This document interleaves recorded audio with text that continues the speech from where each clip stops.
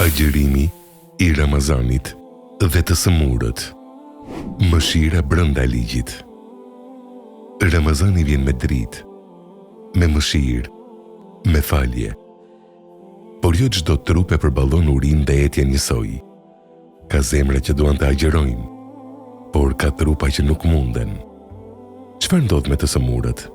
Me ata që marrin ilaçe çdo ditë, me ata që vuajnë nga sëmundje kronike. A duhet të agjerojnë?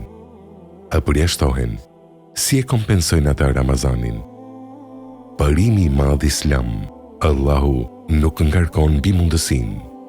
Allahu thotë në Kur'an, Allahu nuk e ngarkon asnjë shpirt për te mundësisë së tij.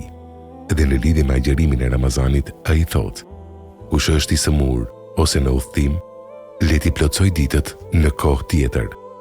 Ky ajet vendos një parim të qartë. Sëmundja është arsyeja e vlefshme për mos agjerim. Islami nuk është fe që kërkon sakrifikim të shëndetit. Është fe që ruan jetën dhe mirëqenien. Kush konsiderohet i sëmur? Jo çdo shqetësim i vogël është arsye për të lënë agjerimin, por kur sëmundja përkeqësohet nga agjerimi, e vonon shërimin, rrezikon jetën, kërkon marrje të rregullt ilaçesh gjatë ditës, atëherë personi ka leje të mos agjerojë. Në raste të tilla, agjerimi mund të bëhet i dëmshëm dhe dëmi nuk kërkohet në Islam. Profeti Muhammed a.s. ka thënë se Allahu e do që lehtësimet e tij të pranohen, ashtu siç do që urdhrat e tij të zbatohen. 2 kategori të sëmurësh. 1. Sëmundja e përkohshme. Nëse sëmundja është kalimtare, si një operacion, infeksion, trajtim i përkohshëm, personi nuk agjeron gjatë asaj kohe, por më pas, kur shërohet, ai kompenson ato ditë pas Ramazanit 1 për 1. Kjo quhet qada, zvendësimi ditëve të humbura. 2. Sëmundja kronike ose e përhershme.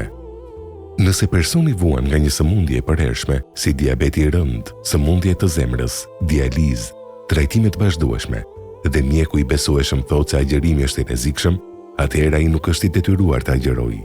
Në këtë rast, ai nuk i kompenson me agjerim sepse nuk ka mundësi fizike. Ai e kompenson duke ushqyer një të varfër për çdo ditë të Ramazanit. Kjo quhet fidje. Pra, për çdo ditë që nuk agjeron, ai jep ushqim ose vlerën e një vakti për një person në nevojë. Kjo është mëshirë. Kjo është drejtësi. Po ata që marrin ilaçe të përditshme, nëse ilaçet mund të shtyhen në syfyr dhe iftar pa rrezik, personi mund të agjerojë. Por nëse ilaçi duhet të marrë gjatë ditës dhe mosmarrja e tij sjell rrezik serioz, atëherë ai ka leje të mos agjerojë. Feja nuk kërkon që njeriu të dëmtojë trupin e tij. Trupi është amanet. A e humb shpërblimin i sëmuri? Jo. Nëse ai ka dëshirë të sinqertë për të agjeruar, por pengohet nga sëmundja, Allahu jep shpërblimin sipas niyetit të tij. Profeti a.s. ka mësuar se kur robi sëmuret, atij i shkruhen veprat që ka bërë zakonisht kur ishte i shëndetshëm. Sa madhështore është kjo mëshirë. Njeriu nuk agjeron, por shpërblehet për sinqeritetin dhe pamundësinë e tij. Mos u turpëroni nga lehtësimi. Disa njerëz ndihen në faj kur nuk agjerojnë për arsye shëndetësore. Por nëse Allahu ka dhënë leje, kush jemi ne ta refuzojmë? Pranimi i lehtësimit është gjithashtu adhurim. Mesazhi përfundimtar. Ramazani është muaj mëshire, jo vështirësimi. I sëmuri nuk përjashtohet nga mëshira e Allahut. Ai ka rrugën e tij drejt shpërblimit. Nëse je i sëmur përkohësisht, kompenso më vonë. Nëse je i sëmur kronik, ushqe të varfrin. Nëse je i paaft, ruaje niyetin të pastër, sepse Allahu shikon zemrën dhe mundësinë. Agjerimi është adhurim, por edhe pranimi i lehtësimit është adhurim. Dhe në fund, mëshira e Allahut është më e gjerë se çdo sëmundje dhe më e madhe se çdo dobësi njerëzore.